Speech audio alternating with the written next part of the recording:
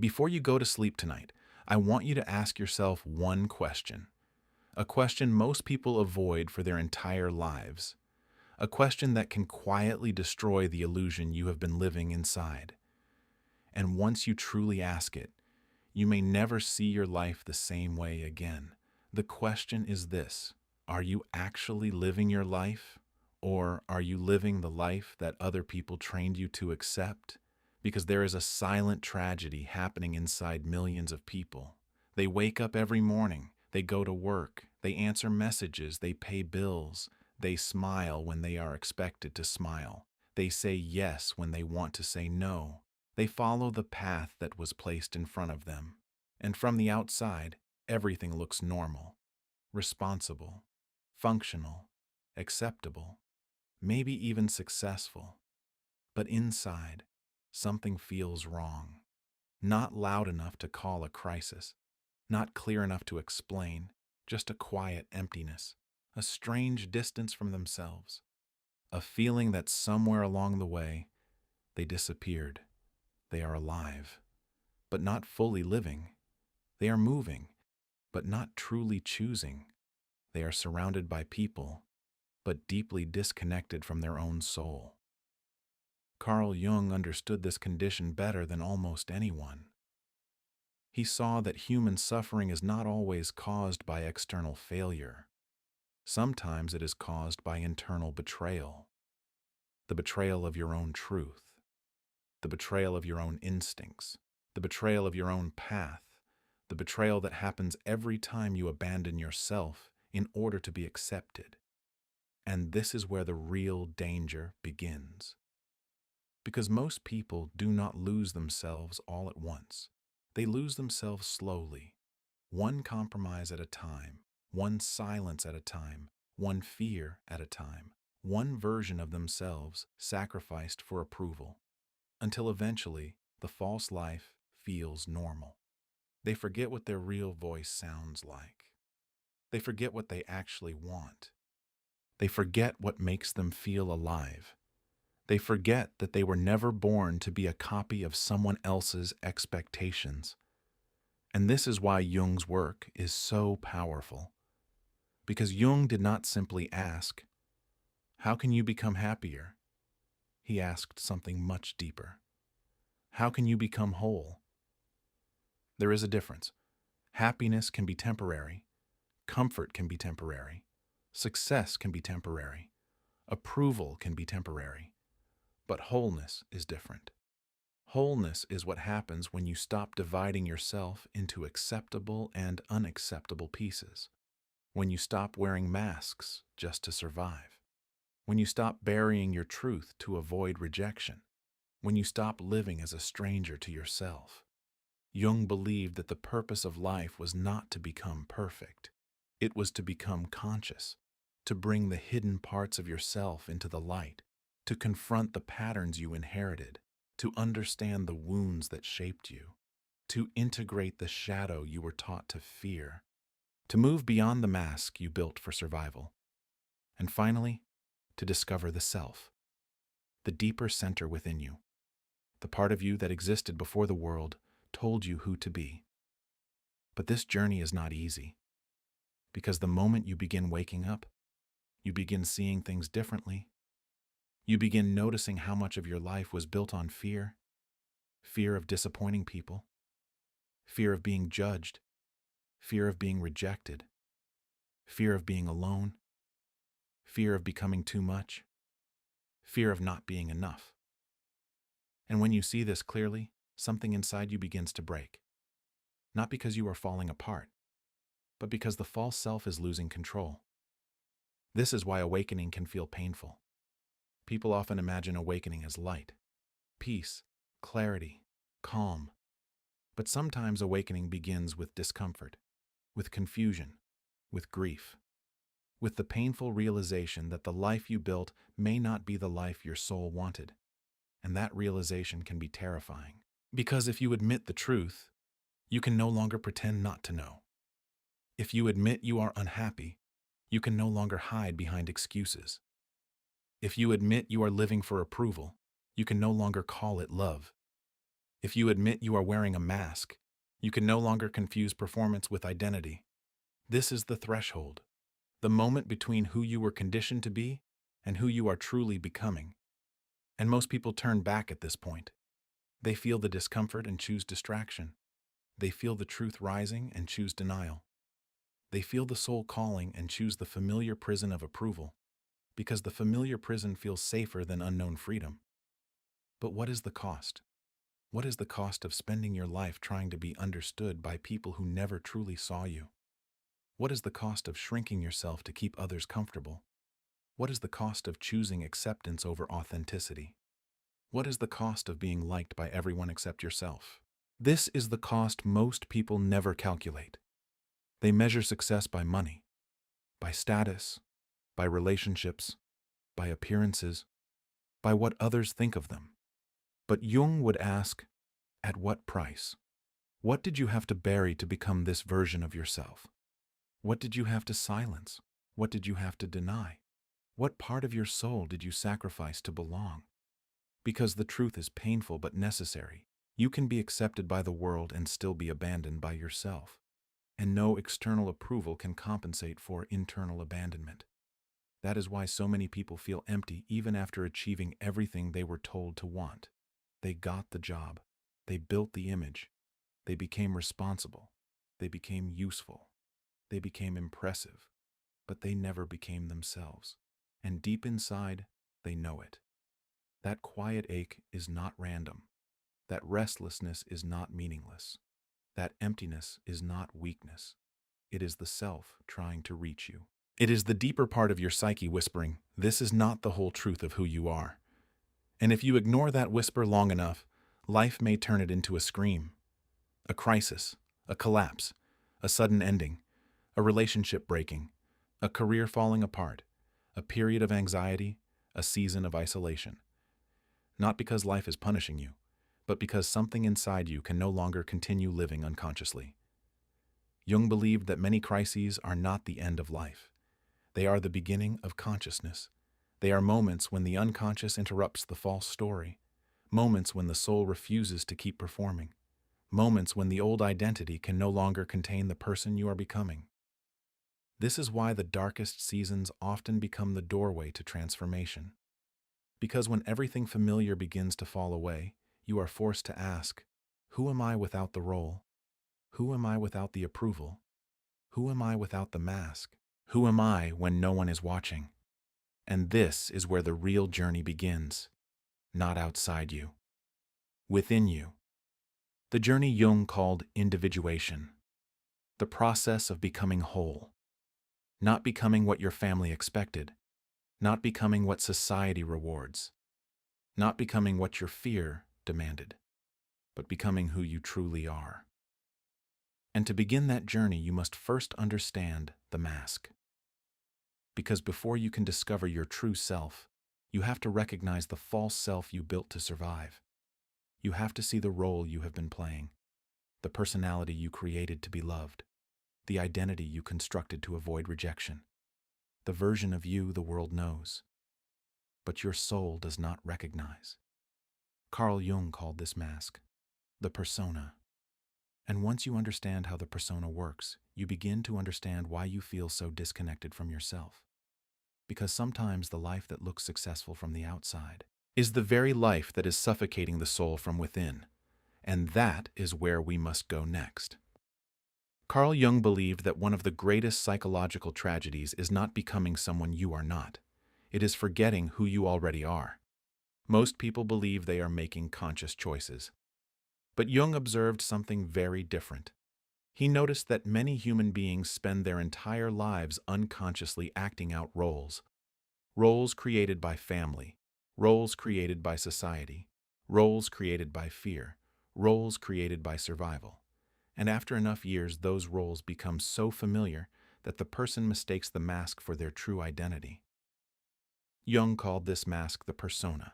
The persona is the version of yourself that exists to gain acceptance. It is the face you show the world, the version of you that knows how to behave, how to fit in, how to avoid criticism, how to receive approval. At first, there is nothing wrong with this.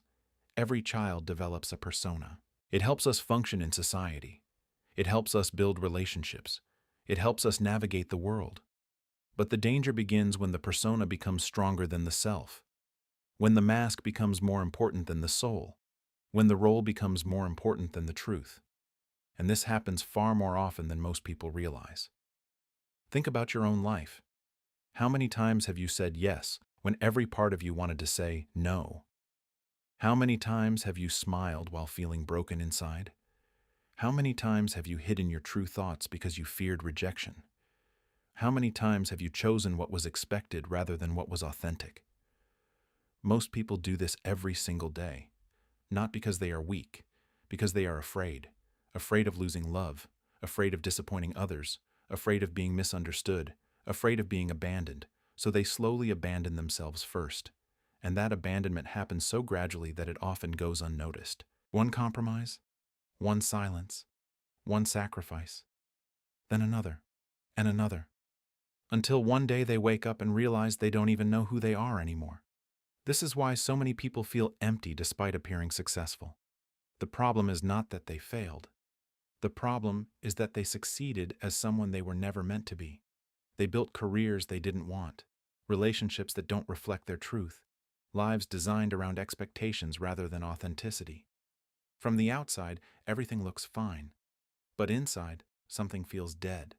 That feeling is not depression, not weakness, not failure. It is often the soul demanding to be heard. Jung understood this deeply. He believed that many psychological crises are actually invitations. Invitations to stop performing, invitations to stop pretending, invitations to return home to yourself. But most people resist this invitation because the persona offers something very seductive: safety. When you live for approval, you know the rules. You know how to gain validation. You know how to avoid conflict. You know how to stay accepted. Authenticity, on the other hand, feels dangerous because authenticity requires uncertainty. It requires courage. It requires the willingness to disappoint people. And this is where many people become trapped. They remain loyal to the persona long after it stops serving them. They continue playing the role: the perfect child, the perfect partner, the perfect employee, the perfect friend, the perfect spiritual person, the perfect everything. Yet inside, they feel increasingly disconnected, because perfection is often the enemy of truth. The persona asks, what do they want me to be? The self asks, who am I really? Those are completely different questions. One creates performance, the other creates freedom. And freedom is what most people secretly crave. Not more money, not more status, not more recognition. Freedom. The freedom to stop pretending, the freedom to stop explaining, the freedom to stop seeking permission, the freedom to become who they truly are. But that freedom comes with a price. You will lose some approval. You will lose some validation. You will lose some relationships built only on the mask. And that can be painful, because when you change, people around you are forced to confront the version of you they became comfortable with. Some will celebrate your growth. Others will resist it. Not because you're wrong, because your transformation threatens their expectations. And expectations are often stronger than love. Many people don't actually love who you are. They love the version of you that makes them comfortable, the version that never challenges them, the version that always says yes, the version that sacrifices itself, the version that stays small. The moment you stop playing that role, everything changes. And this is where the real journey begins. Because individuation, the process Jung considered the highest goal of human development, starts when you stop identifying with the persona, not by destroying it, but by seeing it clearly, recognizing it, understanding it, separating from it. You begin asking different questions. What do I actually want? What do I truly believe? What am I afraid to admit? What part of me have I abandoned? What would I do if I no longer needed anyone's approval? These questions are uncomfortable, but they are transformative, because every honest answer brings you closer to yourself. and every step toward yourself weakens the prison of approval. The mask begins to crack, not all at once, slowly, naturally, inevitably. And behind that mask, something extraordinary starts to emerge. Not a new version of you, the real one, the one that existed before fear, before conditioning, before expectations, before performance. The one Jung believed was waiting inside every human being, the self. And meeting the self changes everything. Because once you discover who you truly are, living for others becomes impossible. Not because you stop caring, but because you finally understand something profound. You cannot fulfill your purpose while living someone else's life. And most people never realize this until it is too late, until decades have passed, until opportunities have vanished, until regrets have accumulated, until they stand face to face with the painful realization that they were present in their own life, but never truly lived it. The good news is that if you're hearing this now, you still have time. And the next step is perhaps the most challenging of all, because once the mask begins to fall, you must confront what has been hiding underneath it all along, your shadow. And that is where the real transformation begins. There's a reason why so many people spend their entire lives feeling stuck, a reason why they repeat the same relationships, the same mistakes, the same fears, the same patterns, even when they desperately want to change. According to Carl Jung, the answer lies in a part of the psyche most people never dare to face, the shadow. And if there is one idea that defines Jung's work more than any other, it is this: what you refuse to confront within yourself will eventually control your life. Most people imagine the shadow as something dark, something evil, something dangerous. But Jung saw it differently. The shadow is not what is evil within you. The shadow is what has been rejected within you. Everything you were taught was unacceptable. Everything you learned to hide.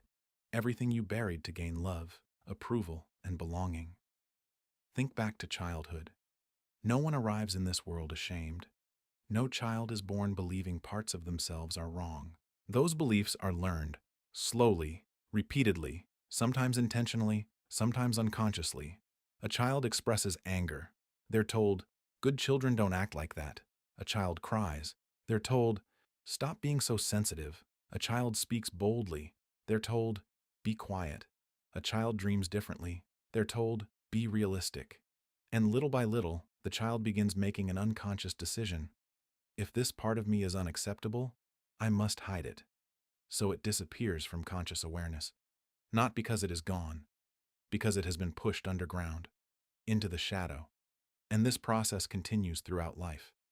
Every rejection, every criticism, every humiliation, every moment of emotional pain creates another piece of shadow, until eventually a person carries an entire hidden world within them, a world they no longer recognize.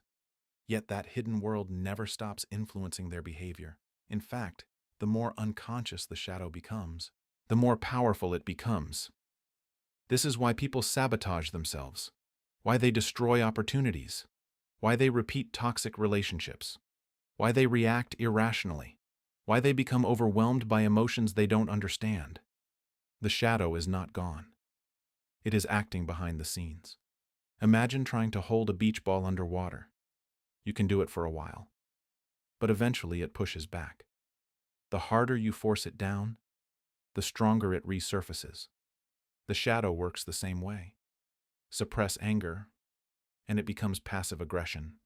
Suppress sadness, and it becomes numbness. Suppress fear, and it becomes anxiety. Suppress power, and it becomes resentment.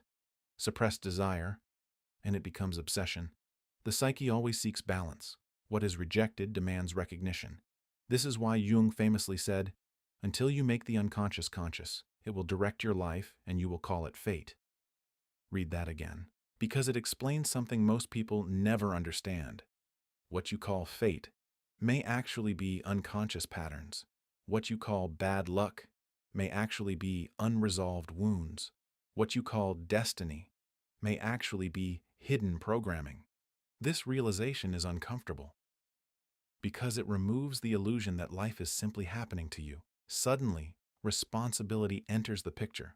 Not blame, responsibility. There is a difference.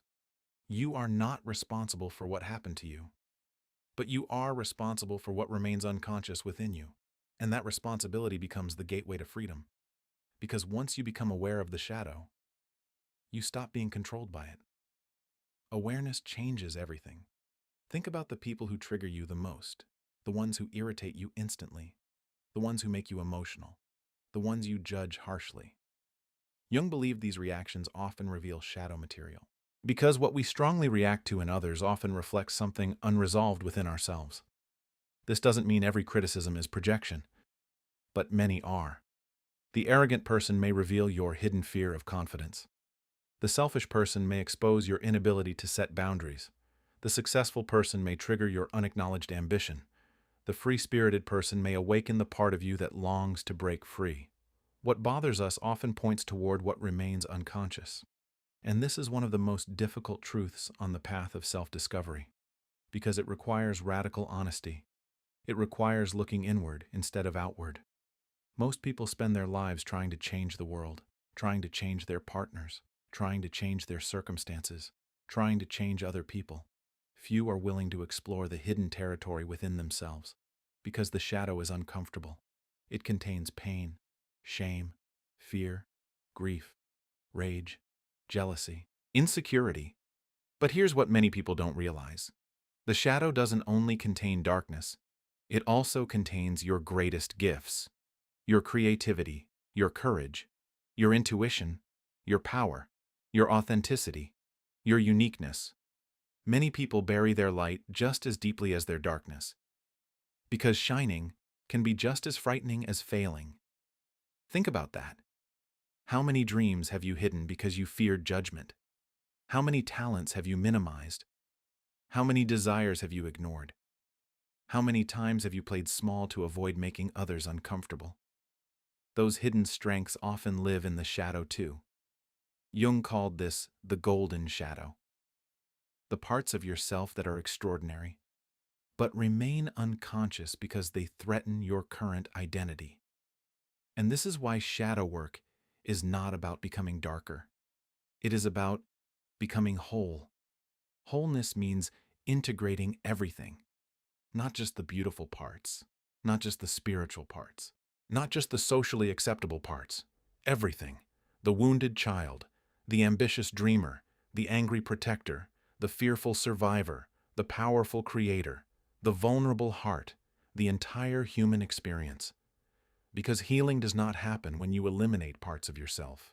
Healing happens when you stop abandoning them, when you sit with them, listen to them, understand them, accept them, transform them. This is why Jung believed that true growth is not a process of perfection. It is a process of integration, becoming whole, becoming real, becoming conscious. And as this process unfolds, something remarkable begins to happen. The energy once spent suppressing the shadow becomes available for life, for creativity, for love, for purpose, for freedom. You no longer waste energy fighting yourself.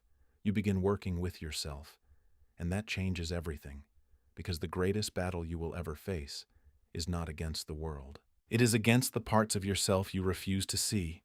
The moment you stop running, the moment you stop hiding, the moment you turn and face what has always been there, a profound transformation begins, not because the shadow disappears, because it becomes integrated, and integrated darkness becomes wisdom. Integrated pain becomes strength. Integrated fear becomes courage. Integrated suffering becomes meaning. This is the alchemy Jung spent his life exploring, the transformation of unconscious material into conscious power. And once this process begins, you can never see yourself the same way again, because beyond the shadow lies something even deeper, a force that quietly shapes every decision you make, every relationship you enter, every path you choose, a force most people never recognize, the unconscious mind itself. And understanding that force may be one of the most important discoveries of your entire life. Imagine boarding a ship. You stand confidently at the wheel. You believe you are steering. You believe you are deciding where to go. You believe you are in control. But hidden beneath the surface, far below the deck, there is a massive current moving in a completely different direction. No matter how tightly you grip the wheel, no matter how determined you are, the ship slowly follows the current. This is how most people live. They believe they are consciously directing their lives. Yet beneath awareness, powerful unconscious forces are shaping their decisions, emotions, relationships, fears, and desires. Carl Jung understood something that modern psychology continues to confirm. The conscious mind is only a small fraction of who you are. Most of your life is being influenced by forces you cannot immediately see, and that realization is both terrifying and liberating. Terrifying because it means you may not know yourself as well as you think. Liberating because it means many of your struggles are not signs of failure. They are signals from deeper layers of the psyche trying to communicate with you. Most people spend years fighting symptoms. They fight anxiety. They fight fear. They fight confusion. They fight self-doubt. They fight emotional pain. But Jung believed these experiences often have a purpose. They are messages. The unconscious is constantly attempting to restore balance. When conscious awareness becomes too narrow, the unconscious compensates. When you ignore your emotions, the unconscious amplifies them. When you deny your needs, the unconscious creates discomfort. When you betray your authentic nature, the unconscious creates suffering, not to punish you, to awaken you. The psyche wants wholeness. It always moves toward wholeness, even when the process feels painful. Think about dreams. For thousands of years, dreams were dismissed as meaningless, random mental noise, biological leftovers. But Jung disagreed. He believed dreams were direct communications from the unconscious, a symbolic language through which the deeper self attempts to guide consciousness. Every night, while the conscious mind sleeps, another conversation begins, a conversation most people ignore. Yet, throughout history, dreams have transformed lives, inspired discoveries, revealed hidden truths, exposed unconscious fears, and pointed people toward their destiny. Jung spent decades studying dreams because he recognized a profound truth. The unconscious speaks in symbols, not words. Symbols. This is why dreams often appear strange. A house, a river, a child, a storm, a mountain, a stranger, a shadow. These images are rarely literal. They represent inner realities, psychological truths, hidden dynamics, messages from the deeper layers of the self. And dreams are only one way the unconscious communicates. It also speaks through intuition, synchronicities, emotional reactions, recurring life patterns, sudden insights, creative inspiration, and those strange moments when you feel something before you can explain it logically. Have you ever met someone and instantly felt trust or danger? Have you ever known deep inside that a decision was wrong, even when everything looked perfect on paper? Have you ever experienced an unexpected coincidence that felt too meaningful to ignore? Jung called these moments synchronicities, meaningful coincidences that reveal an underlying connection between the inner and outer worlds. To the rational mind, they seem impossible. To Jung, they were evidence that reality is far deeper than most people realize. Not everything can be explained through linear cause and effect. Sometimes life communicates symbolically. Sometimes the unconscious arranges encounters that reveal exactly what we need to see. Most people dismiss these experiences, but those who pay attention often discover something extraordinary. Life begins to feel less random, less chaotic, less meaningless. Patterns begin to emerge, connections become visible, a hidden order reveals itself, and gradually, a new relationship with reality develops. Because the unconscious is not your enemy, it is your guide. The problem is that most people only listen when they are suffering, when life falls apart, when relationships end, when careers collapse, when health deteriorates, when anxiety becomes unbearable.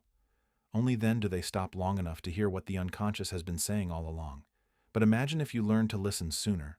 Imagine if you treated every emotional reaction as information, every dream as a message, every recurring pattern as a clue, every inner discomfort as guidance. Your life would begin to change dramatically. because awareness transforms everything it touches. The unconscious only controls what remains unconscious. The moment something enters awareness, choice becomes possible, and choice is where freedom begins. Consider how many behaviors are automatic. You react before thinking, judge before understanding, fear before questioning, avoid before exploring. These reactions often feel like who you are, but many are simply unconscious programs, inherited beliefs, conditioned responses, protective mechanisms created years ago, mechanisms that may no longer serve you. For example, a child rejected for expressing emotions may become emotionally distant as an adult. A child criticized constantly may become a perfectionist. A child abandoned may develop an overwhelming fear of intimacy. A child forced to perform for love may spend adulthood chasing validation. The adult believes these behaviors are personality. The unconscious knows they are adaptations. And what was learned can be unlearned. What was conditioned can be transformed. What was unconscious can become conscious. This is why Jung viewed self-awareness as one of the highest human achievements, because awareness creates choice, and choice creates freedom. Without awareness, life becomes repetition. The same relationship, the same mistake, the same wound, the same cycle. Again and again, awareness breaks the cycle. Suddenly you see the pattern. You recognize the trigger. You understand the wound. You identify the belief. And in that moment, something changes. The unconscious loses some of its power, not because it disappears, because it is now illuminated. Jung often compared this process to bringing light into a dark room. The darkness itself does not fight. It simply vanishes where light appears. The unconscious works the same way. Every moment of genuine awareness expands consciousness, and expanded consciousness changes reality. Not magically, psychologically, spiritually, existentially. Because the world you experience is filtered through the consciousness you possess. Change the consciousness, and the entire experience of life changes. This is why two people can experience the same event and interpret it completely differently. The event is not the determining factor. Consciousness is. And this brings us to one of Jung's most powerful insights. The goal of life is not happiness. It is not comfort. It is not success. The goal of life is becoming who you truly are, becoming whole, becoming conscious, becoming integrated, becoming yourself. Everything else is secondary. Money may come, success may come, recognition may come, but those things are not the destination. They are byproducts. The real journey is inward, toward the center of your being, toward the deepest truth of your existence, toward what Jung called the self. And understanding the self changes everything, because hidden beneath the persona, beyond the shadow, deeper than the unconscious itself, exists the organizing center of the psyche, the force pulling you toward your highest potential, the force quietly guiding your evolution, the force many spiritual traditions have described for thousands of years, the self. And once you begin to understand it, you begin to understand why you are here. There comes a moment in every human life when the old identity begins to crumble, not because something is wrong, because something deeper is trying to emerge. For some, this moment arrives through loss. A relationship ends, a career collapses, a dream falls apart, a certainty disappears. For others, it arrives in silence, a strange emptiness, a persistent feeling that something is missing, a quiet voice whispering, "There must be more than this." Most people ignore that voice. They distract themselves. They stay busy. They chase another goal, another achievement, another relationship, another version of success. Yet no matter how much they accumulate, the feeling remains, because what they are searching for cannot be found outside themselves. This is where Carl Jung's deepest teaching begins. Beneath the persona, beyond the shadow, deeper than the unconscious patterns that shape everyday life, exists something extraordinary, the self, not the ego, not the personality, not the image you show the world, the self, the totality of who you truly are. Jung believed the self is the organizing center of the psyche, the hidden blueprint of your becoming, the force constantly guiding you toward wholeness, toward integration, toward authenticity, toward your highest potential, whether you realize it or not. Think of an acorn. Inside that tiny seed already exists the blueprint for a mighty oak tree. The acorn does not become a rose, it does not become a mountain, it does not become something else. Its deepest purpose is already encoded within it. The same is true for you.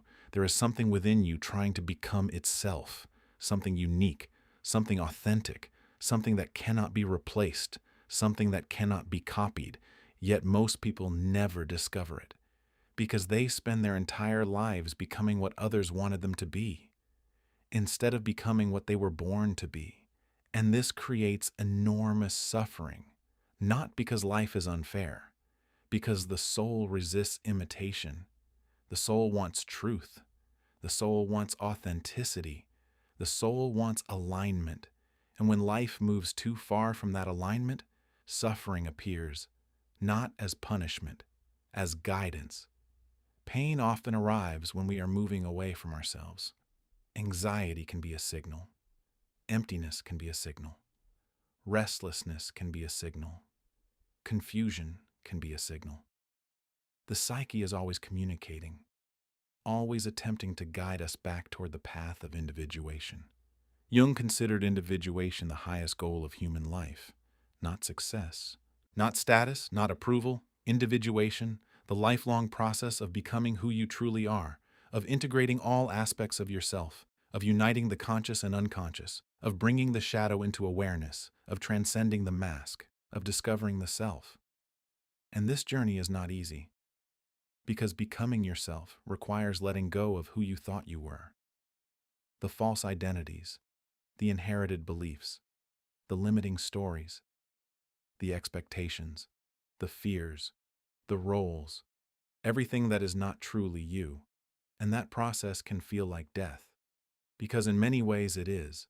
The death of illusion, the death of performance, the death of false certainty, the death of borrowed identities. Yet every death creates space for rebirth. This is why spiritual awakenings often feel so disruptive. People expect awakening to feel peaceful, blissful, comfortable, but genuine awakening frequently begins with collapse.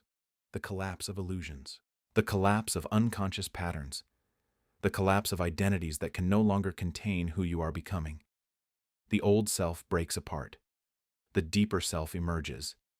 And while this process can be painful, it is also profoundly beautiful. Because for the first time, life begins to feel real. You stop living from obligation. You begin living from truth. You stop chasing approval. You begin expressing authenticity. You stop asking, "What do they want from me?" and start asking, "What is life asking from me?" That question changes everything. Because purpose is not something you invent. Purpose is something you uncover. It has been there all along, waiting beneath fear, waiting beneath conditioning, waiting beneath the noise. The self is constantly calling you toward it, through intuition, through longing, through dreams, through synchronicities, through moments of profound meaning. Have you ever experienced something that felt larger than logic?